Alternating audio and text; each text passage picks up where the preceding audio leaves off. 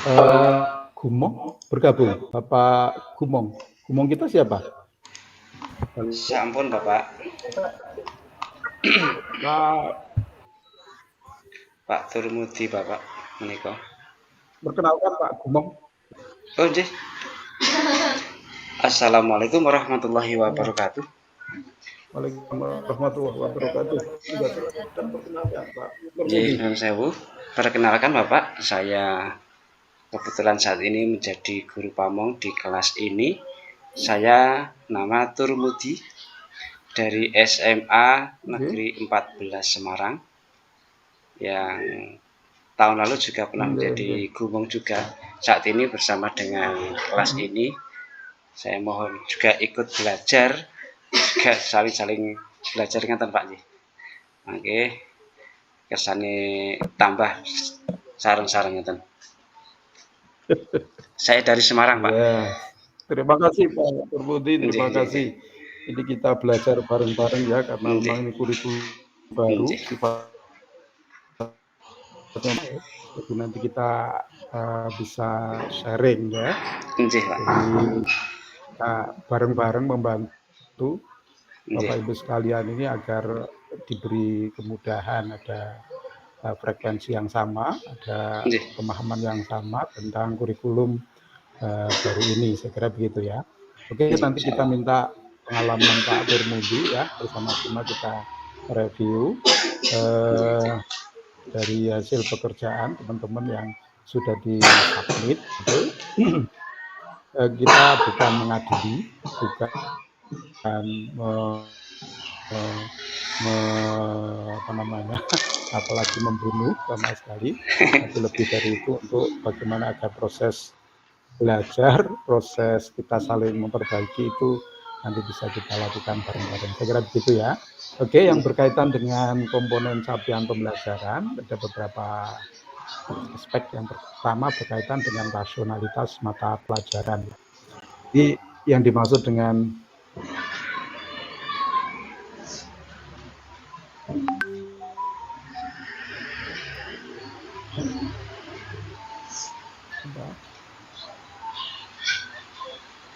jadi yang berkaitan dengan rasionalitas itu sesungguhnya adalah eh, eh,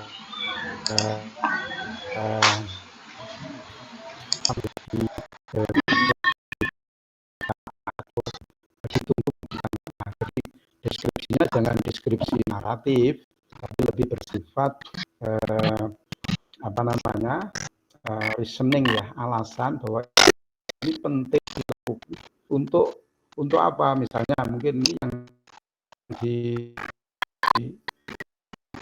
dilakukan oleh Mas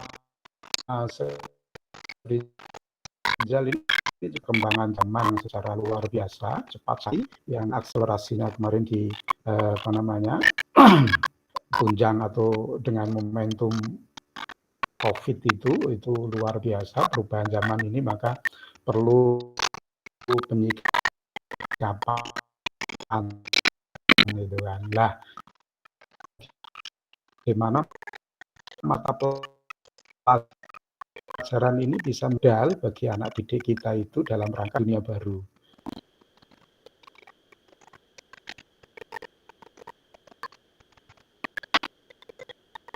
Itu yang deskripsinya berupa argumentasi ya, ada atas fenomena baru, atas sesuatu yang baru, sehingga bisa diberikan dalam konteks masyarakat yang sedang. Misalnya kalau Bermudi tadi mengambil angle setting pada era industri revolusi misalnya. Saya kira itu cukup bagus untuk menggambarkan itu. Tampaknya belum semuanya membuat rasionalisasi ini menjadi kelihatan rasionalnya, tapi menurut saya itu kita sambil belajar ya, sambil belajar gitu kan. Kalau itu berkaitan dengan rasionalisasi mata pelajaran, terutama PAI dan budi pekerti, mungkin lebih kepada aspek-aspek apa residu ya, residu atau dampak-dampak yang bersifat negatif akibat perkembangan teknologi yang luar biasa itu. Mungkin hanya dengan melalui pendidikan agama itu menjadi pondasi dasar awal yang harus betul-betul untuk bagaimana bisa mengelola, bagaimana bisa menghadapi realitas kehidupan yang banyak ancaman residunya. Nah, itu kan implikasi dari perkembangan teknologi yang luar biasa. Nah, itu saya kira rasionalisasi kan. Jadi rasionalisasi itu lebih bersifat argumentatif ya. Jadi jangan naratif. Jadi jangan hanya sekedar menggambarkan tentang wah mata pelajaran ini misalnya apa berorientasi untuk apa, menanamkan apa, tanpa melihat bagaimana realitas masyarakatnya, itu kan. Saya kira itu mungkin perlu menjadi garis bawah yang mungkin Bapak Ibu harus perbaiki ya, terutama untuk teman-teman yang belum merasa di situ bahwa deskripsinya itu bersifat argumentatif gitu ya. Nah, itu saya kira. Mungkin Pak Turmudi punya tambahan yang berkaitan dengan rasionalitas mata pelajaran?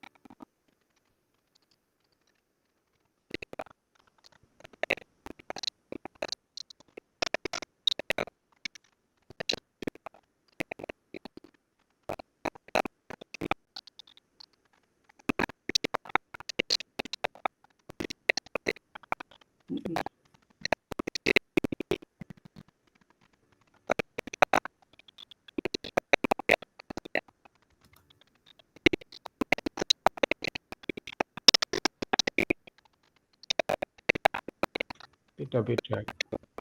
Ya, ya betul.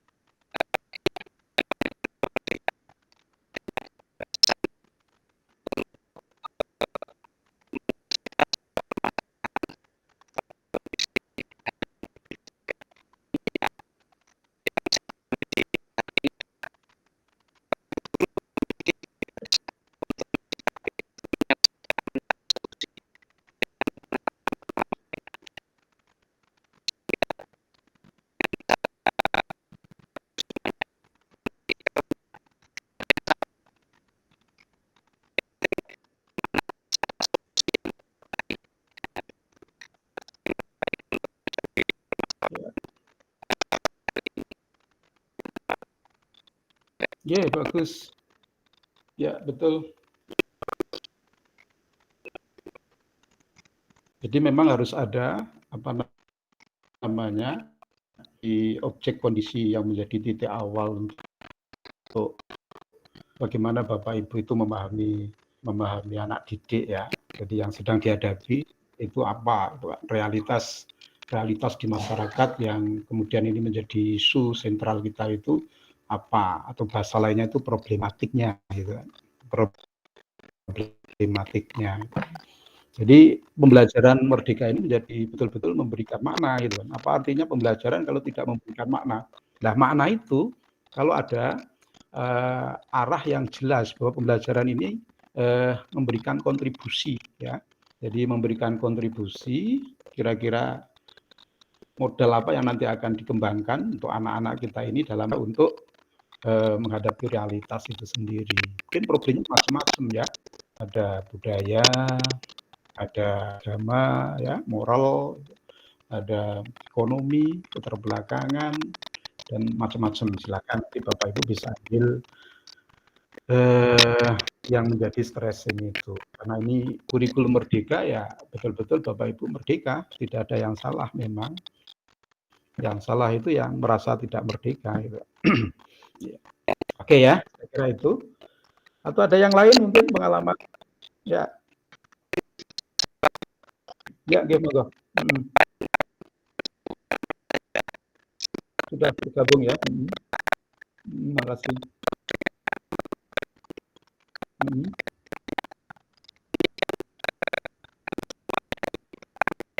Ya,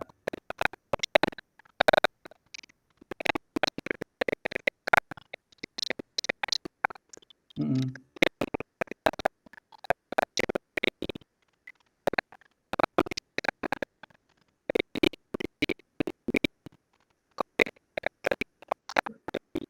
Pasca pandemi. Iya.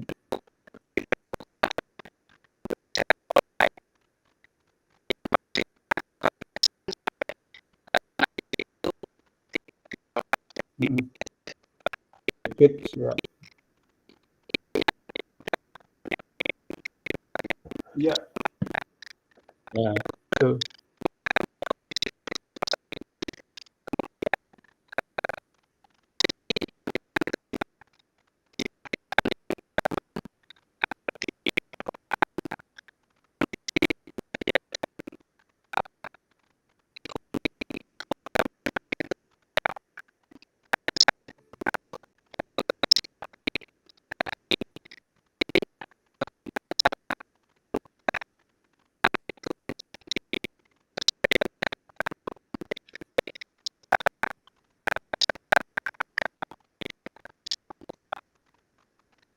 Iya, betul. Persis sekali. Jadi masa endemi,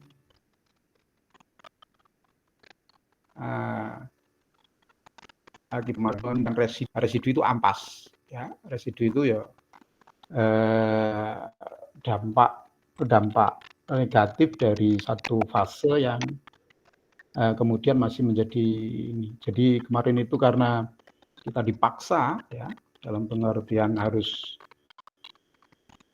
menggunakan misalnya kemarin itu media Android misalnya. Nah, kebablasan kayak gini Android-nya terus gitu kan. Pembelajarannya sudah berubah misalnya. Nah, ini harus betul-betul diantisipasi model-model pembelajaran apa. Jangan kemudian menjadi residu itu berdampak negatif yang berkesinambungan. Yang namanya pas harus kemudian dibuang kan.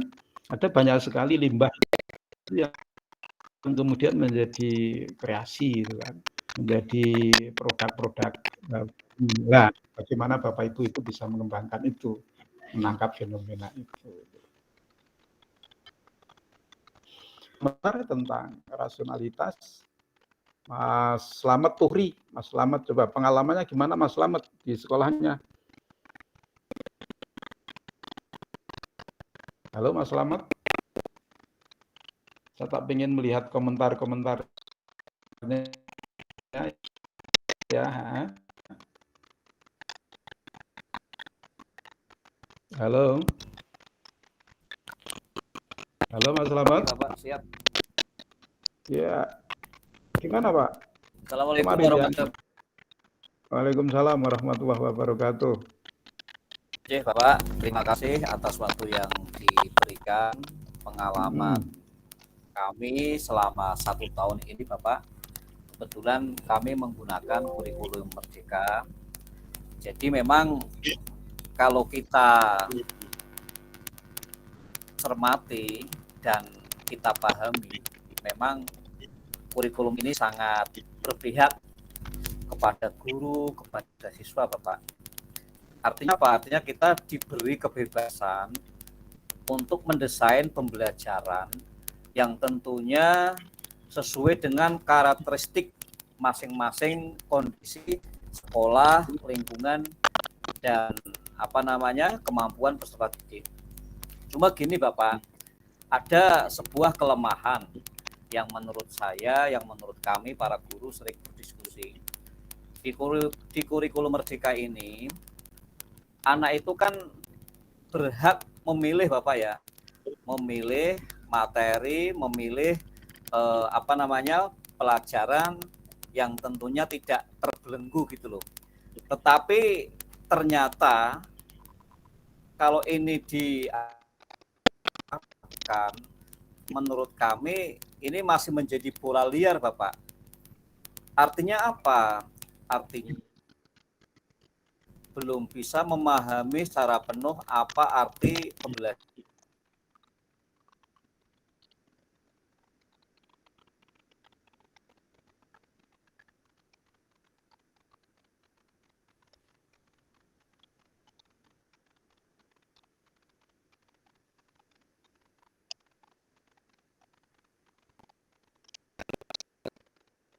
Halo Pak Slamet.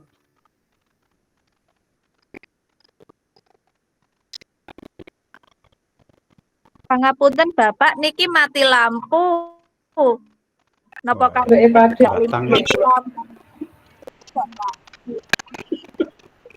mati lampu. Mati lampu. Sinyalnya ikut hilang Bapak. Ya sudah pakai lampu teplo aja, enggak apa-apa deh Bu. Ya pakai lampu teplo. Jadi pertengahan Pak.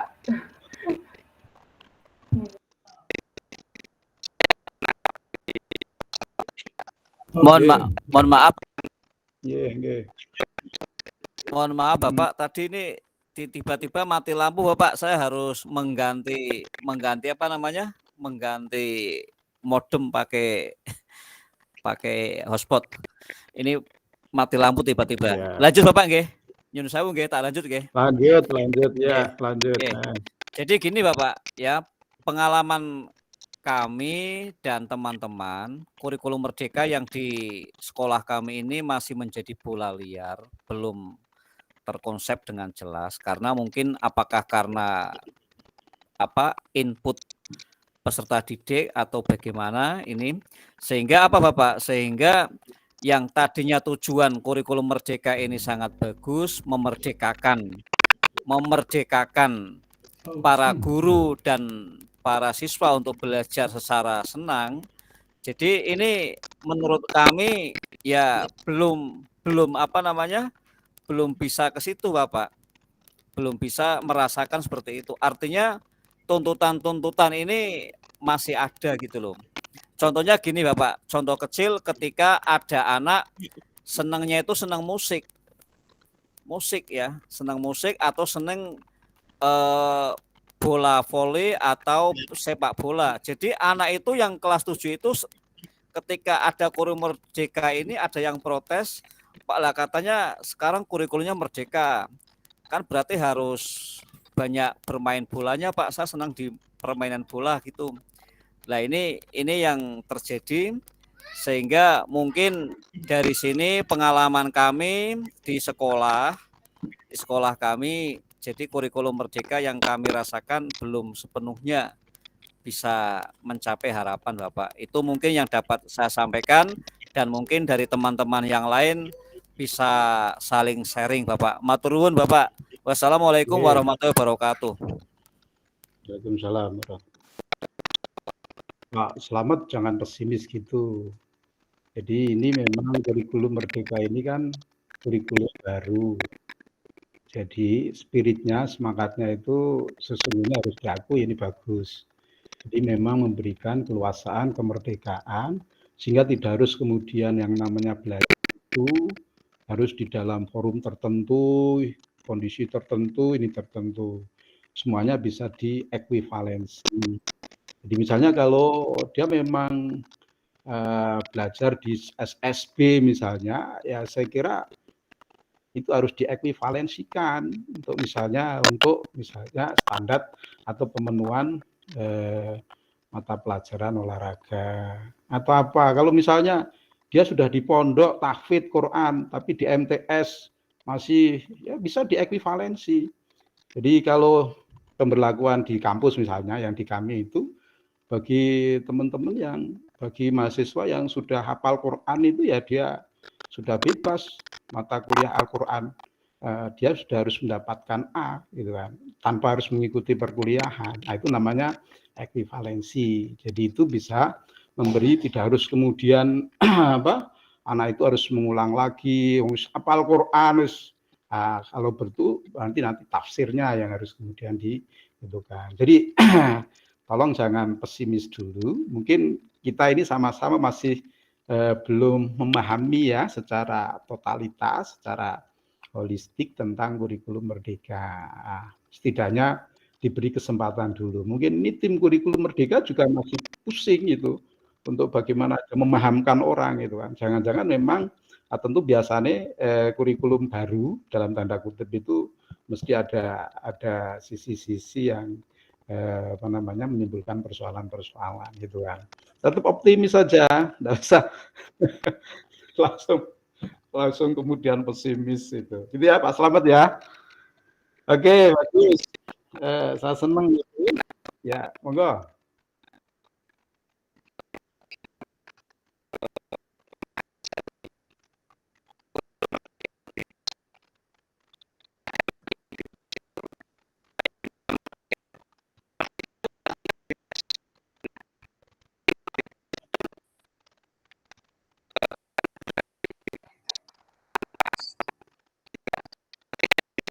Ya, sih baru. Ya.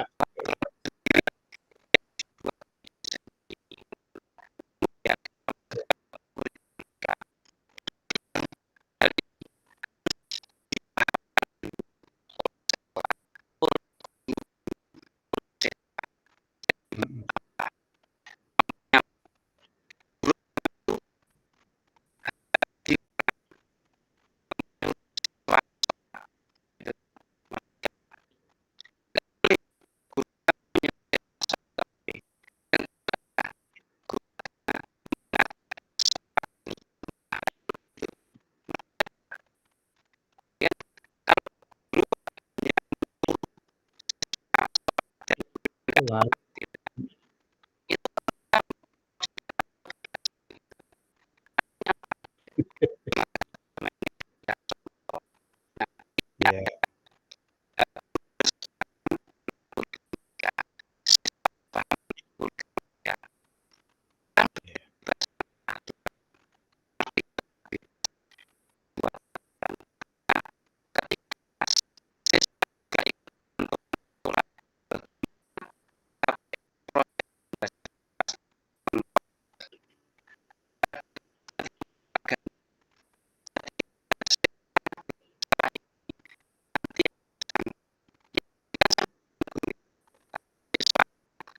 Ya.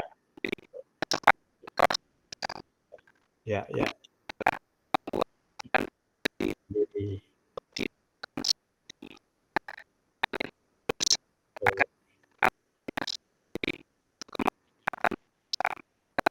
Ya, bagus sekali. Ya, bagus sekali. Saya kira memang itu ya yang dimaksudkan dengan merdeka. Nggak ada bebas yang kemudian tanpa batas kan tidak ada. Bang. Jadi tidak ada yang namanya, meskipun di negara yang paling bebas pun sesungguhnya tidak kemudian tanpa batas itu. Mesti ada aturan, ada mekanisme, karena itu bagian dari kebebasan itu sendiri, kemerdekaan itu sendiri. Jadi yang dimaksud merdeka itu ya semua tadi kekuasaan untuk membuat aturan main sendiri, cara hidup sendiri dengan sendiri ya. Bapak, ya, bagus. Bapak Nyun Sewu, Bapak boleh nambahi Bapak,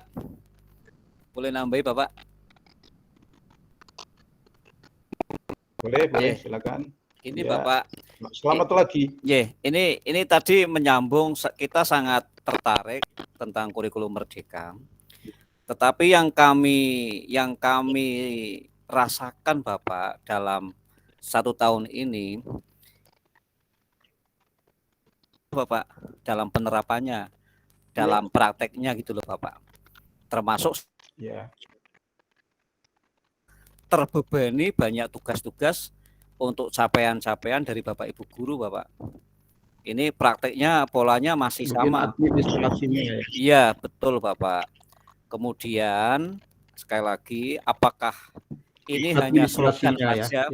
Ya, apakah ini hanya slogan saja atau masih apa Bapak? Makanya ini sangat menarik sekali ketika kita berdiskusi masalah kurikulum merdeka. Saya tidak tahu kalau di teman-teman yang lain di SD mana SMK mungkin apakah sama. Kalau di kami seperti itu Bapak. Terima kasih Bapak.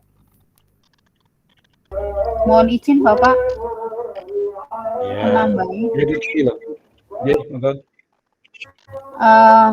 Saya menambahi sedikit dari Pak Slamet Tuhri Bapak. Mungkin saya kerucutkan seperti ini Bapak.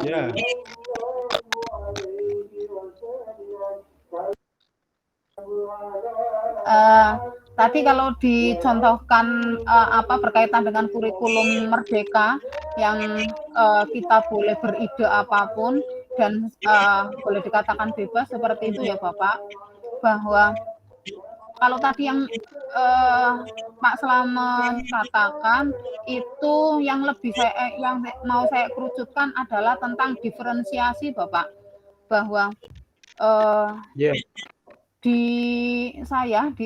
SMA jujur saja kalau berkaitan dengan kurikulum merdeka, kalau berkaitan dengan diferensiasi jujur saja agak kesulitan, karena kalau sudah menyangkut diferensiasi itu anak SMA itu kan tidak seperti anak TK Bapak, yang disuruh ini mau, disuruh itu mau, dibedakan mau, walaupun konsepnya kalau diferensiasi itu yang sepemahaman saya bahwa diferensiasi itu kan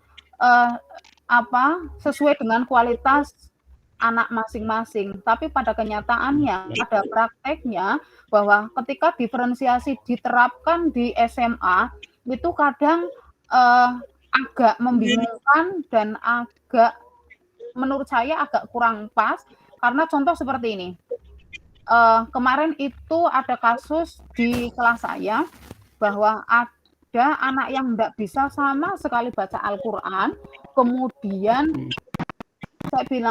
saya selaku guru bilang seperti ini, anak nanti kalau yang misalnya yang sudah pandai membaca Al-Quran, silahkan kalian bisa menghafalkan ayat-ayat Al-Quran berkaitan dengan materi kajian Al-Quran.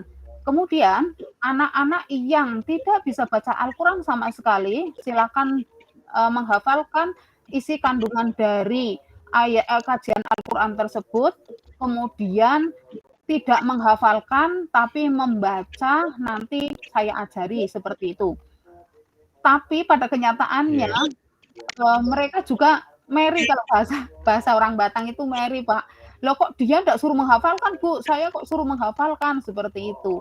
Dan saya juga sudah menjelaskan, tapi namanya anak seperti itu, kadang itu enggak terima. Sudah menurut saya diferensiasi itu sudah saya terapkan di kelas, akan tetapi lah itu anak juga kadang merasa bahwa kok ibu kok pilih kasih ya, dia suruh menghafalkan, saya tidak. Kalau kayak gitu ya enggak mau Bu, kayak gitu. Mohon solusinya Bapak. Iya. Ya itu resiko ya. Jadi memang merdeka itu diantaranya adalah diferensiasi. Layanan itu diberikan sesuai dengan tingkat kemampuan siswa, itu kan. Jadi kalau memang anak itu sudah melampaui, tentu tidak bisa kemudian kita samaratakan dengan anak yang baru mengenali, itu kan, baru mengenali. Maka menurut saya harus membuat macam kayak grade Bu ya. Jadi grade mulai yang paling elementary ya, mendasar sampai pada yang menengah sampai yang pada extend atau pengembangan gitu kan. Sehingga nanti ketika membuat klasifikasi itu menjadi lebih mudah. Tidak mungkin anak yang dalam tingkat elementary misalnya, basic itu harus kemudian dipaksa atau harus mengikuti seperti pada tingkat extend misalnya. Jadi buatlah grid, mungkin itu akan lebih membantu. Jadi macam kayak kalau di kami itu biasanya pakai placement ya, placement test misalnya di Ma'had, ini kan, di Ma'had Wali Songo itu kan memberikan layanan kepada mahasiswa yang dengan tingkat kemampuan yang berbeda itu tadi gitu kan. Tapi ada yang sudah juga hafid, hafal Quran. Masa harus diberlakukan ngaji sama, kan tidak mungkin loh. Maka harus kita membuat placement dengan membuat grade itu tadi. Dan diklasifikasikan menjadi 3. Ada yang memang perlu pendekatan khusus, ada yang standar, ada yang bersifat extend atau pengembangan. Nah, dengan kerangka itu akan menjadi lebih mudah. Anak itu ada dalam posisi seperti apa. Saya kira pendekatannya juga tidak harus kemudian tunggal. Mungkin masing-masing beda, Bu. Karena memang perlakuan seperti itu. Merdeka belajar itu bisa jadi mungkin gurunya menjadi tidak lagi merdeka karena pekerjaan jadi lebih banyak. gitu kan. Karena harus memberikan ragam layanan pada setiap ragam anak itu kan yang berbeda itu kan. Jadi sekali lagi itu resiko, itu dampak dari kebijakan yang ketika kurikulum Merdeka Belajar ini harus diimplementasikan gitu kan. Nah itu sesungguhnya ada yang lain atau cukup dulu ya untuk yang berkaitan dengan kurikulum Merdeka, nanti nggak selesai-selesai malam itu. Oke? Atau ada yang lagi mau disampaikan? Izin Bapak. Selain Pak Slamet, yang lain mungkin Daryanto. Nggih, mohon izin. Ya. Sekedar membagi pengalaman tentang Bu Ainun disampaikan itu, kita sebagai guru agama di CP-nya itu kalau tidak salah kan ada membaca itu. Karena kalau di kami saya menerapkan seperti ini Bapak. Ketika memang anak-anak itu tidak begitu paham tentang tulisan Arab, maka saya mengganti, kan sekarang kan ada tulisan Indonesia yang berbahasa Arab kan seperti itu. Jadi anak-anak nanti membacanya tulisan huruf Indonesia tapi yang berbahasa Arab. Jadi nanti endingnya adalah anak-anak malah justru akan lebih hafal. Nah ini nanti kita padukan dengan teman-teman yang memang sudah bagus bacaannya dan hafalannya. Seperti itu Bapak. Matur nuwun. Ya, bagus juga pengalaman Pak Daryanto. Itu kan pendekatan lain yang bisa dikembangkan untuk mengembangkan atau untuk mengimplementasikan diferensiasi ya. Jadi prinsipnya guru harus tambah ikhlasnya ya, karena pekerjaannya menjadi perhatiannya menjadi lebih banyak, karena tidak hanya sekedar membuat layanan standar tunggal gitu kan, tetapi dengan berbagai grade ya. Gitu. Tapi yang harus diperhatikan dalam diferensiasi atau di kurikulum Merdeka adalah standarisasi. Jadi harus tetap patok standarisasi yang untuk mengukur kualitas. Jadi tidak kemudian tanpa standarisasi. Yang membahayakan itu ketika tidak ada standarisasi, sehingga nanti kalau ini bersifat makro, dampaknya akan kualitas pendidikan akan drop gitu kan. Ini yang tidak diperbolehkan. Harus bagaimana agar standarisasi harus tetap menjadi acuan pokok di dalam sistem pendidikan nasional, kurikulum Merdeka. Mungkin itu sebagai tambahan diskusi malam ini. Mohon izin Bapak bertanya, boleh? Boleh. Nggih Bapak, saya izin bertanya untuk ngapunten, untuk di kurikulum Merdeka itu kan ada istilah P5 itu Pak. Saya hanya kepengen lebih jelasnya tujuan dari P5, karena mohon maaf Bapak, yang saya amati di sekolah saya berkaitan dengan P5 itu belum sangat optimal sekali, karena anak-anak atau siswa-siswa belum begitu menjiwai, belum begitu memaknai tentang istilah P5, dan mungkin sayanya sebagai fasilitator juga mungkin tidak begitu memaknai, sehingga anak juga ambiar begitu Bapak. Mohon pencerahannya Bapak. Matur nuwun. P5 atau P3 Mbak, Bu? Atau P5, PPRA? P5. P5 itu apa? Pelajar Pancasila, profil pelajar kalau di saya profil itu pelajar P5. Pancasila Iya. itu sama pelajar Rahmatalil Alamin itu kan profil pelajar PPRA. Saya P5, profil pelajar Pancasila dan profil pelajar Rahmatalil Alamin itu. Kalau di SMA di saya Bapak kok enggak ada yang itu, yang Rahmatalil Alamin itu Pak, adanya P5 itu.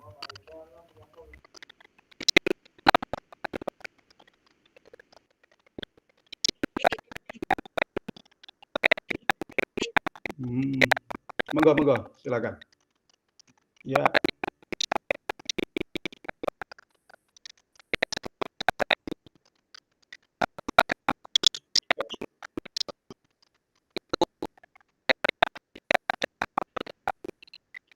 Selama ini ya, betul.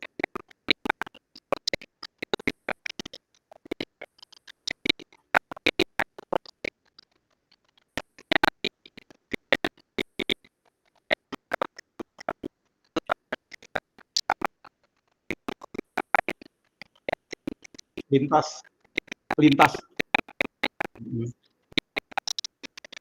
Ya. Belum apa ya?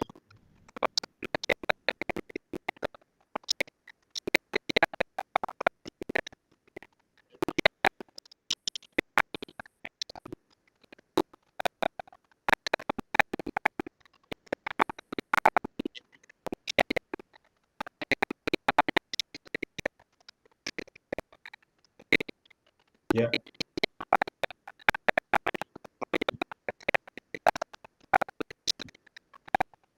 Kritis, mandiri.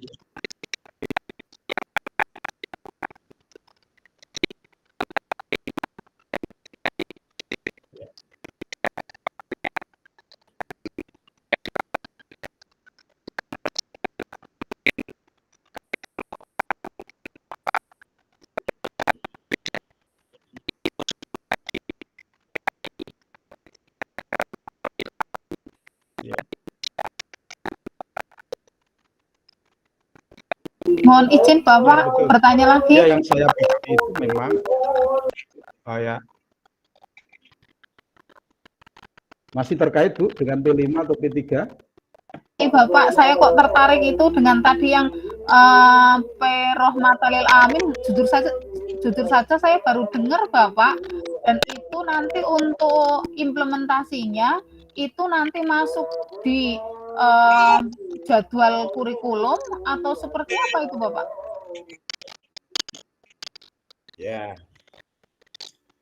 Jadi kalau dulu itu kan ada namanya muatan apa namanya, nilai-nilai itu loh, muatan nilai-nilai yang dulu apa itu istilahnya ya, KI1 dan KI2 kalau enggak salah. Ada penekanan. Ya, KI1 ya, mungkin lebih kepada sikap, penanaman sikap ya. Ada satu. Atau yang berkaitan dengan aspek kepribadian memang Bu, penanaman sikap.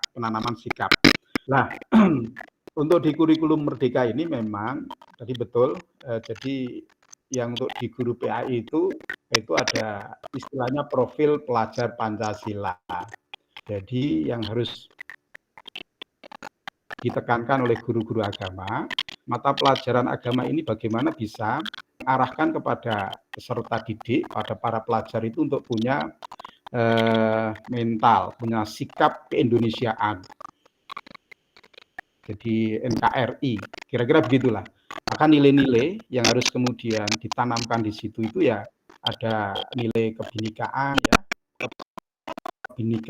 berkebinekaan global. Artinya bagaimana anak-anak itu harus memahami keberbedaan itu sebagai sunatullah ya, sebagai bagian dari realitas. Ya, bagian dari realitas. Maka klaim kebenaran ya, terus klaim tentang menyesatkan kelompok yang lain itu sangat tidak Indonesia. Nah, maka bagaimana agar pembelajaran PAI ini orientasinya untuk menanamkan nilai yang berorientasi pada Pancasila ya, atau kebinekaan global. Yang kedua, gotong royong. Jadi kita ini ketika orientasinya yang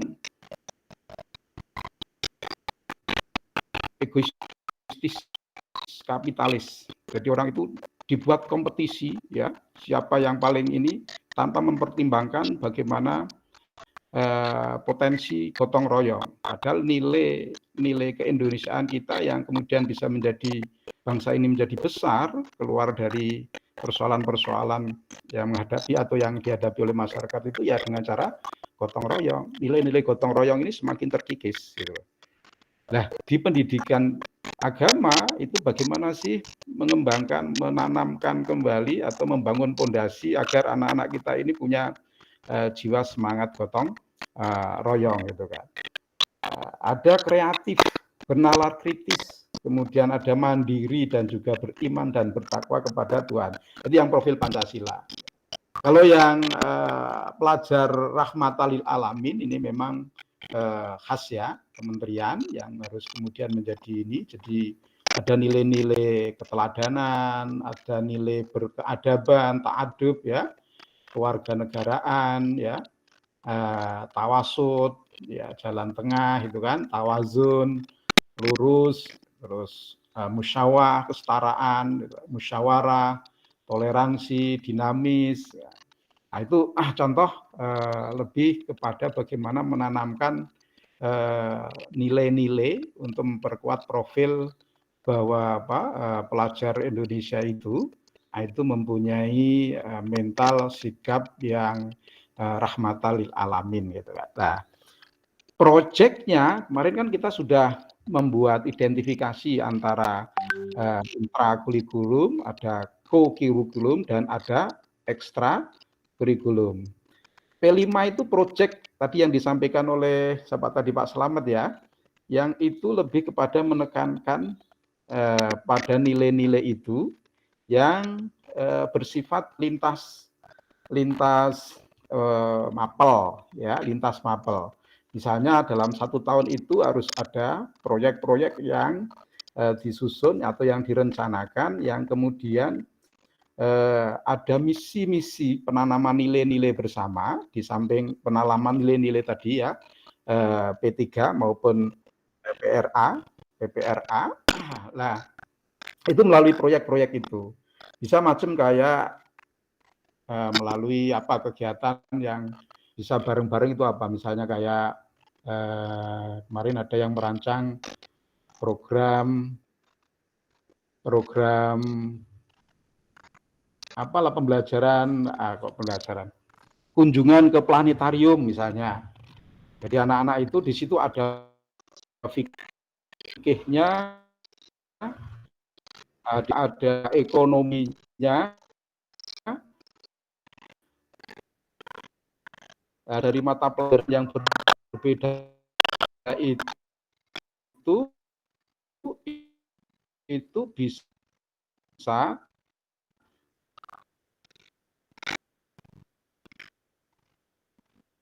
diaksentuasikan melalui satu proyek melakukan yang sifatnya penguatan kepada ini tadi, nilai-nilai tadi, P3 tadi dan PPRA ini tadi. Jadi melalui dengan planetarium nanti akan dilihat seperti apa jagat raya itu, tentu nanti akan memperkuat keimanan, ketakwaan ya, kemudian menumbuhkan kreativitas, merangsang anak untuk berpikir kritis misalnya. Mungkin pada aspek-aspek tertentu juga akan dikenalkan perbedaan hari raya itu seperti apa reasoningnya, mengapa kemudian bahwa hilal itu hanya bisa dikenali itu melalui planetarium itu dengan simulasi seperti apa, sehingga memungkinkan dunia ini bisa menjadi berbeda gitu kan waktunya melalui itu. Sehingga dengan melihat gambaran tentang pengalaman proyek planetarium misalnya, itu bisa menjadi bahwa kita menghargai perbedaan, gitu kan? Berarti kan ada nilai apa tadi? Kebinekaan misalnya. Kemudian kita menjadi juga tasamuh misalnya, toleran, ada kesetaraan, kemudian ada misalnya gitu kan, berkeadaban. Jadi ketika kita mengambil satu pendapat itu, orang beradab itu harus punya reasoning yang jelas, tidak hanya sekedar menyalahkan sana dan mengklaim dirinya benar. Nah, itu contoh-contoh proyek yang bisa dikembangkan yang tadi jenengan sebut sebagai P5 itu tadi itu kan. Makanya menurut saya ya terintegrasi ya. Jadi biar sekolah itu, kuliah itu penanaman nilai itu tidak hanya sekedar di kelas gitu kan. Ada proyek-proyek yang bisa kemudian dilakukan secara bersama-sama, kolaborasi untuk penguatan, untuk aksentuasi ya nilai-nilai tertentu dalam bidang-bidang tertentu. Saya kira begitu. Mungkin itu sebagai tambahan ulasannya. Gitu kan. Kita lanjutkan ya, Bapak Ibu sekalian. Ini sudah, halo? Atau ada yang mau nambahin sebelum nanti atau besok nanti kita lanjutkan lagi berkaitan dengan untuk yang P5 sama P3. P5 itu kalau P5 itu ya P-nya 5 kira-kira gitu kan. Kalau P3 ya P-nya 3 gitu kan.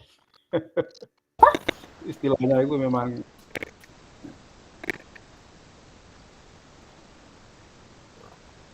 seperti itu. Jadi ini gimana Pak Turmudi?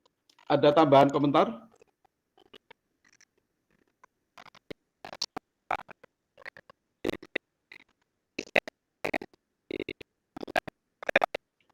Iya.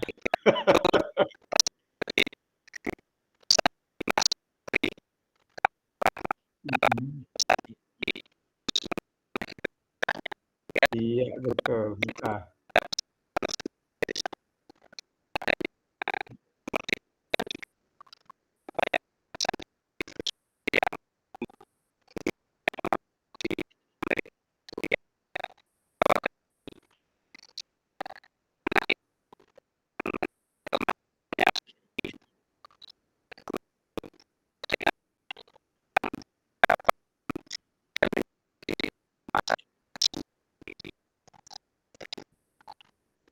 ya. Itu saya kira.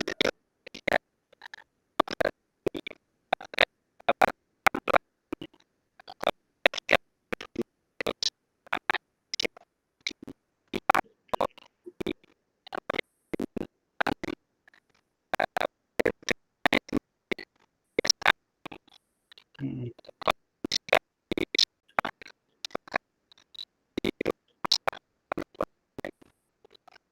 ya.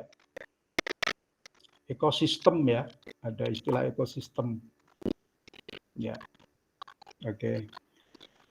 Oke itu ya, Bapak Ibu sekalian yang berkaitan dengan ya tadi tentang rasionalisasi. Kembali lagi ke laptop lah. Ya. Yang kedua yang terkait dengan mungkin TP ya, TP, CP sama ATP gitu kan. Mungkin sebelum saya sampaikan ada pengalaman terkait dengan TP, CP dan ATP. Pak Turmudi barangkali. Ya.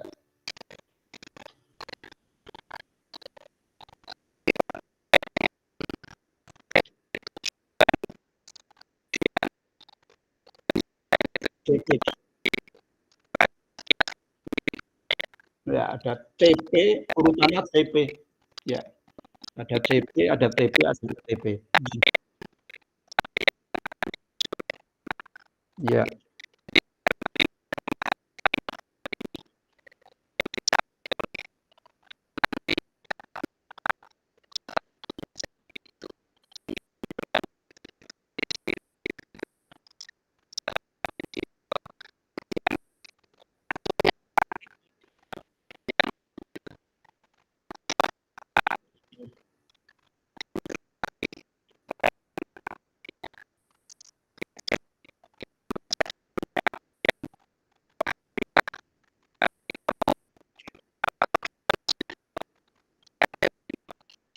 iya,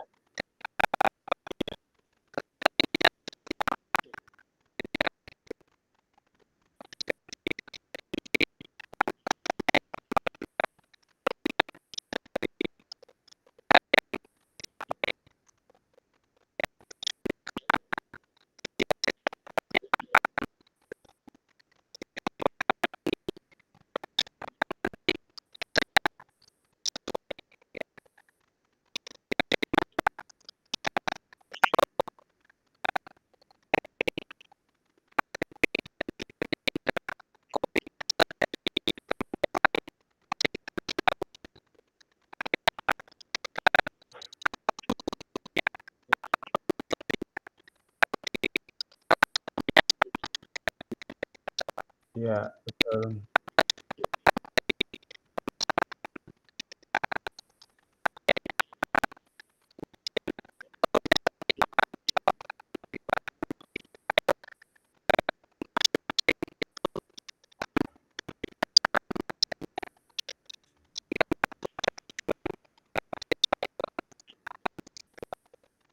Ya,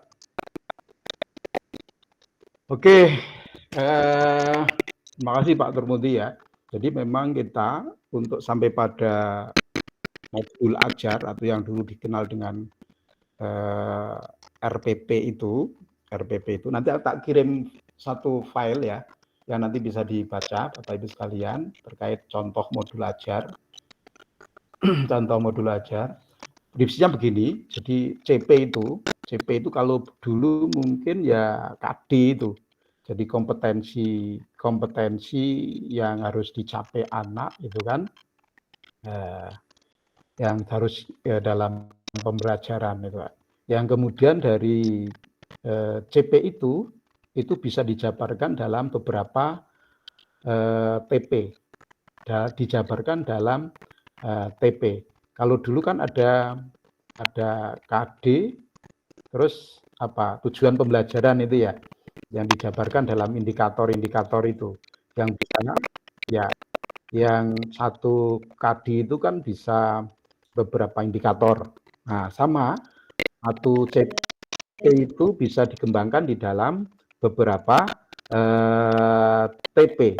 Nah, yang harus dipahami di dalam TP itu, kalau di sini dijelaskan, nanti tak kirim file ya. TP itu, bentar.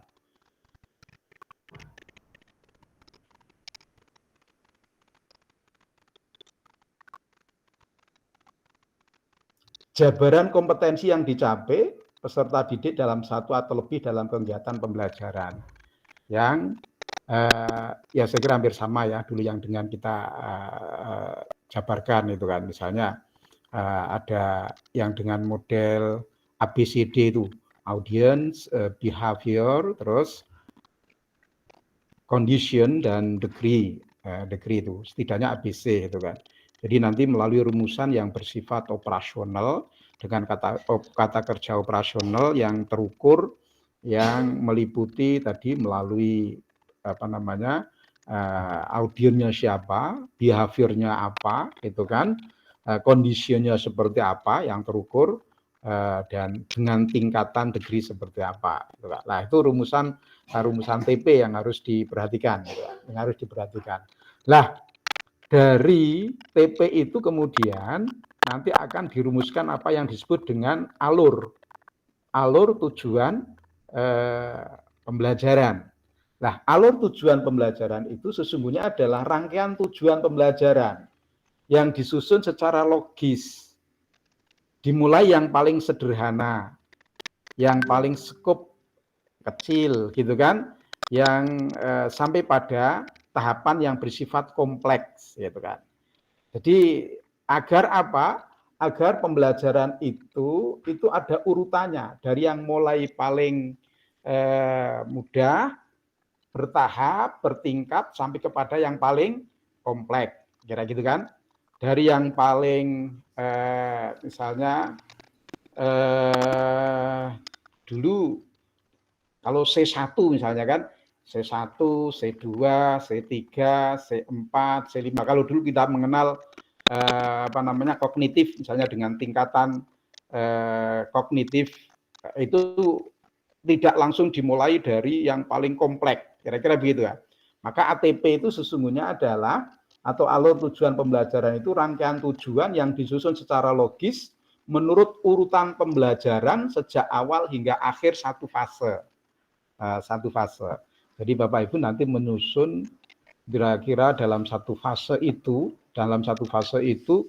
tujuan pembelajaran itu disistematikan seperti apa ya, dengan tingkatan yang paling rendah. Misalnya kalau di sini misalnya, jadi runtutannya menganalisis itu tidak di atas, tidak di depan, tapi mungkin harus melalui menjelaskan dulu, kira-kira gitu kan, penjelasan dulu, kemudian menganalisis dulu, baru kemudian menganalisis, kemudian nanti baru mempraktekkan, terus membuat model atau membuat proyek, gitu kan. Sifatnya yang dari paling sederhana menuju ke hal yang bersifat kompleks, gitu kan. Jadi atau yang dari paling mudah menuju yang paling sulit, gitu kan. Dari yang paling sederhana menjadi yang paling kompleks. Ya, kira-kira begitu gambaran untuk alur. Jadi Bapak Ibu nanti tolong ini diperhatikan agar rumusan-rumusannya itu kira-kira mengarah ke arah situ. Mungkin seperti itu pemahaman saya. Mungkin ada yang lain atau nambahi berkaitan dengan CP, terus TP dan juga ATP. Monggo.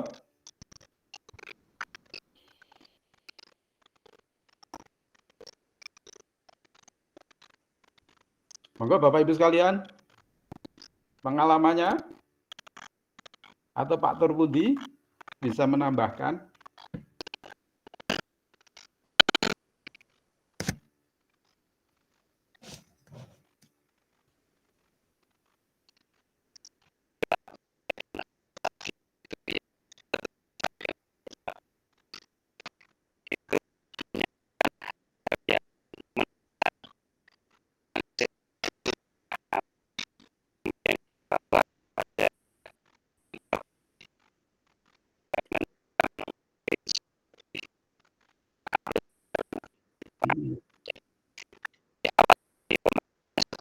Ya.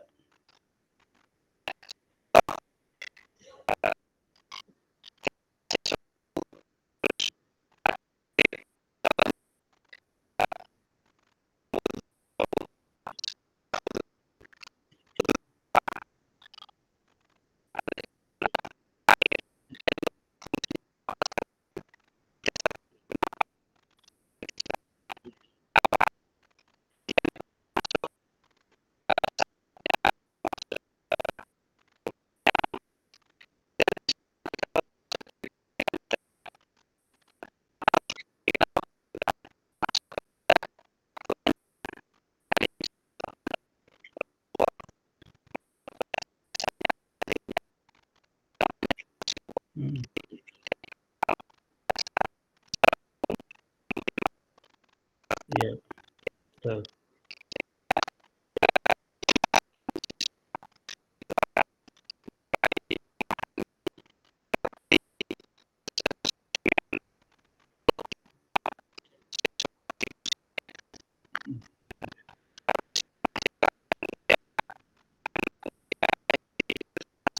Ya, betul. Ya, ya.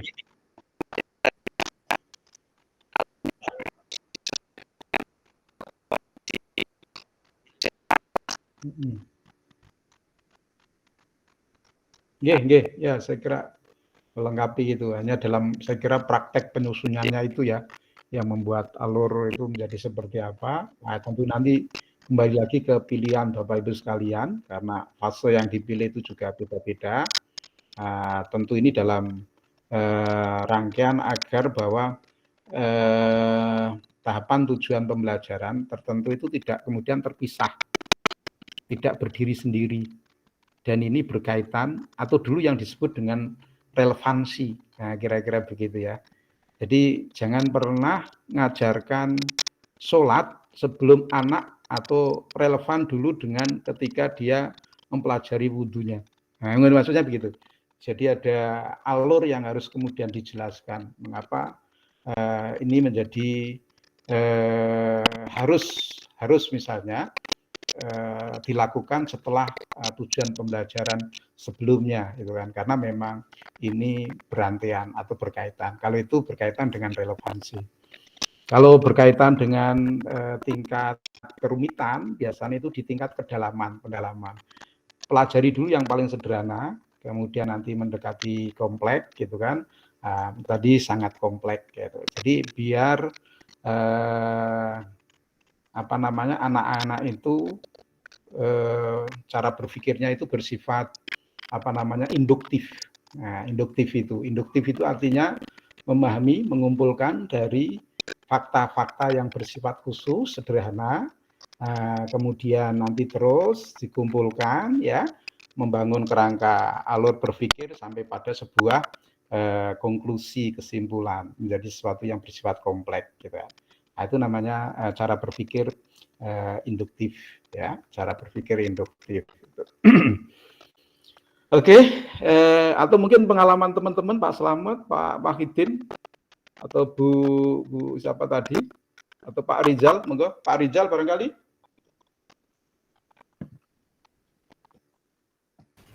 Iya, terima kasih Bapak. Perkenalkan, nama saya Rizal Hufman. Ini saya mengajar di SMK 1 Warongasem. Ini sedikit berkomentar Bapak mengenai pautan antara capaian pembelajaran yang kami pahami dari kurikulum merdeka di satuan SMK. Di SMK kami, secara keseluruhan mungkin bisa kami sampaikan, kalau kurikulum yang kami pakai di SMK itu masih menggunakan kurikulum yang kurikulum 13 masih ada untuk kelas 12. Kemudian untuk kurikulum merdeka kita masih memakai untuk kelas fase E dan fase F yang kelas 11-nya. Kemudian pada kurikulum merdeka ini di kami